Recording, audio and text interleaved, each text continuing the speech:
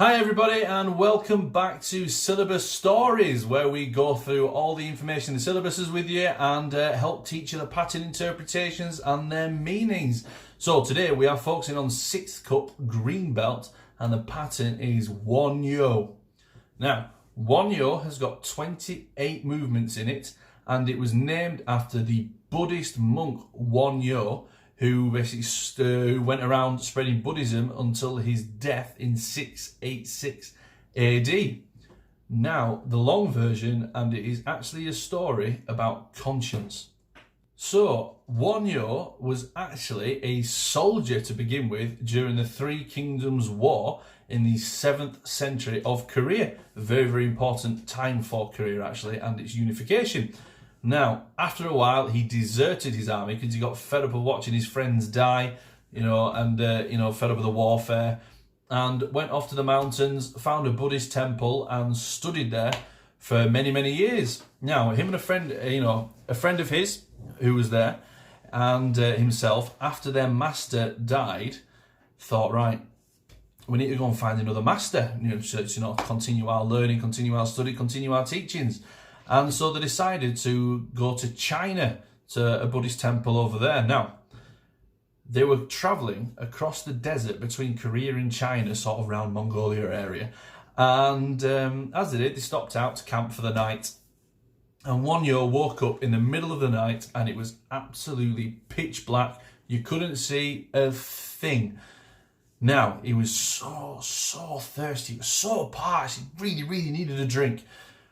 And he was sort of like praying to the heavens, sort of saying, oh, I'd do anything for a drink, just anything, anything, please get me a drink. And as he's fumbling around, he feels something and he thinks it's a cup.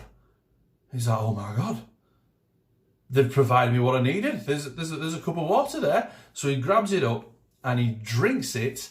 And this is the very important bit, it's pitch black. He drinks it and he thinks that is the greatest water I've ever had, best thing I've ever tasted. Oh my God, thank you heaven for such a gift. Goes back to sleep.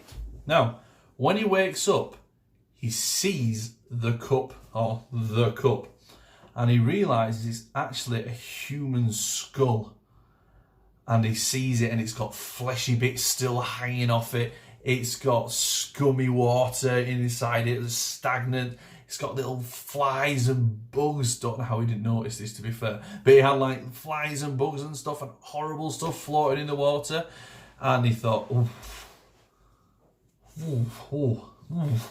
oh my God. And threw up. Unsurprisingly, probably not the best person to get mineral water from. But so after he threw up and he had this great, massive realization, and he thought, well, when I couldn't see that, when I was blind to it and I wasn't thinking about it, and because I couldn't see what it was and I wasn't thinking about what it was, I thought that was the best thing ever. Oh, it was awesome. It was the greatest water I've ever tasted. But then when I open my eyes and I see it for what it truly is, I can see it's a skull with skin hanging off it, and it's got flies and locusts on it, and it's got scummy water and stagnant water, and I've been sick. It's that horrible. So he had this massive revelation and he realised that he could go back home instead of going and following this to go and find another master, he thought, right, I need to go back home, I need to go and sort out Korea, because he thought, right, when I was thinking about this, he's all of a sudden, so if I use my conscience and think about things and we shed light on it and see what it truly is then we all open our eyes and we think, oof, you make your own decision then, conscious decision, instead of just choosing to be blinded and drink something like that and think, oh, that was the bestest thing ever. Don't have to worry about what it actually is, don't have to think about it. This is just the way it is, like war's just the way it is, don't worry about it, it's all good, deal with it. So he thought, right, I'm not having that. But his friend, he was, fair play to him, decided to continue on to China, continue his Buddhism study, but his WonHyo went back. Now, at the time in Korea, and this is one of the very important bits of it, is Buddhism was very, very heavily based around Chinese calligraphy. Now, as you can imagine, if I told you now to write something in Chinese and in the calligraphy now, right now, you probably struggle. Probably, not sure. wouldn't have a clue. Now, as you can imagine, that meant, especially back in the day with all the education in the 7th century, is Buddhism was then accessible to the higher classes and the nobility, but the working classes couldn't access it because they had no idea what they were doing.